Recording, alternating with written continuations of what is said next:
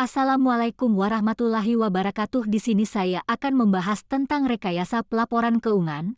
Laporan keuangan pada umumnya terdiri dari 3 laporan utama, yaitu neraca, laporan laba rugi, laporan arus kas, dan biasanya dilengkapi dengan laporan perubahan modal dan catatan atas laporan keuangan. Catatan atas laporan keuangan berisikan penjelasan hal-hal material yang terdapat dalam laporan utama yang terkait dengan peraturan, kebijakan, pengungkapan kejadian-kejadian penting setelah tanggal neraca. Laporan keuangan disusun secara sistematis berdasarkan prinsip dan norma akuntansi yang berlaku umum, sehingga laporan keuangan utama yang satu dengan lainnya akan meninggalkan jejak yang saling berhubungan yang digunakan untuk mengukur rasio keberhasilan dari investasi, operasional dan perkembangan pertambahan aset dan ekuitas dari suatu entitas usaha. Oleh karena itu, apabila terjadi perubahan yang tidak wajar, rekayasa pada salah satu pos pada laporan utama akan mempengaruhi laporan utama yang lainnya. Secara kasat mata, rekayasa laporan keuangan sangat sulit untuk diketahui karena pada umumnya dilakukan oleh akuntan profesional, sehingga pada laporan keuangan seolah-olah posisi nilai aset dan pasifa, total hutang kewajiban ekuitas, terlihat sama pada neraca. Tujuan dari rekayasa laporan keuangan seringkali dilakukan untuk menutupi kebocoran atau korupsi, memperkecil laba untuk memperkecil pajak yang akan dibayar dan berbagai kepentingan lainnya. Sebelum menjelaskan tentang rekayasa laporan keuangan, saya ingin menjelaskan secara sederhana tentang laporan keuangan dan mendeskripsikan pengertian apa yang dimaksud dengan rekayasa laporan keuangan, sehingga dapat dipahami dengan mudah oleh setiap orang yang ingin mengetahui apa yang dimaksud rekayasa laporan keuangan. Sebagian orang memahami laporan keuangan terbatas pada, pertama, neraca, balance sheet, dipandang sebagai bagian dari sebuah laporan keuangan yang mencatat informasi mengenai aset.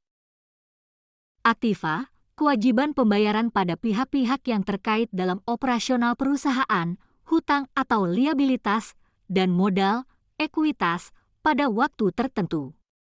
Jadi unsur dari neraca ada 3, yaitu aktiva, pasifa dan modal. Ketiganya dihubungkan dengan prinsip persamaan dasar akuntansi. Aktiva hutang modal dan secara struktural neraca terdiri dari 2 bagian, yakni aset, aktiva, dan pasifa, hutang modal. Sehingga yang sering kita lihat secara struktural posisi nilai akhir dari aktiva yang berada di sisi kanan, debit, dan pasifa yang berada di sisi kiri, kredit, akan, harus, menunjukkan nilai jumlah yang sama pada suatu periode tertentu. Kedua, laba rugi, income statement, dipandang sebagai bagian dari sebuah laporan keuangan yang di dalamnya menjelaskan tentang kinerja keuangan suatu entitas bisnis dalam satu periode akuntansi. Di dalam laporan ini terdapat informasi ringkas mengenai jumlah biaya-biaya yang dikeluarkan untuk operasional suatu perusahaan, serta mengetahui laba atau rugi yang didapatkan selama perusahaan tersebut beroperasi. Secara umum yang menjadi perhatian dalam membaca laporan laba rugi adalah hal-hal yang berkaitan dengan 1. Pendapatan, revenue, yaitu pemasukan atau penambahan aktiva lainnya dari suatu entitas bisnis. 2. Kewajiban, expense, yaitu pengeluaran atau penggunaan aktiva dari suatu perusahaan. 3. Keuntungan, profit, yaitu penambahan ekuitas yang bersumber dari operasional usaha atau karena terjadinya transaksi periferal perusahaan atau investasi dari pemilik usaha. 4. Kerugian, loss, yaitu penurunan ekuitas karena terjadinya pengeluaran yang lebih besar dari hasil operasional atau adanya transaksi periferal perusahaan. Jadi dapat dikatakan bahwa laporan laba rugi, income statement, adalah laporan keuangan yang menggambarkan jumlah biaya-biaya yang dikeluarkan perusahaan selama beroperasi serta keuntungan atau kerugian yang diperoleh perusahaan selama menjalankan usaha. Ketiga, arus kas, cash flow, merupakan laporan yang memperlihatkan secara rinci penerimaan, kas yang masuk, dan pengeluaran, kas yang keluar, pada suatu periode tertentu.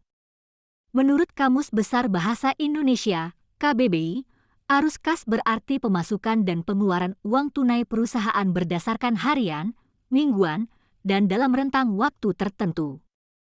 Dengan memperhatikan laporan arus kas dapat berguna untuk hal-hal sebagai berikut. 1. Membuat prediksi mengenai kemampuan entitas suatu perusahaan dalam menghasilkan tambahan nilai kas di masa depan. 2. Mengetahui penyebab perubahan transaksi pada investasi dan pendanaan. 3. Memastikan kemampuan kas untuk membayar kewajiban-kewajiban perusahaan. 4. Mempermudah membaca dan menganalisis laba bersih untuk mengukur keberhasilan dan atau kegagalan manajemen dalam menjalankan operasional perusahaan.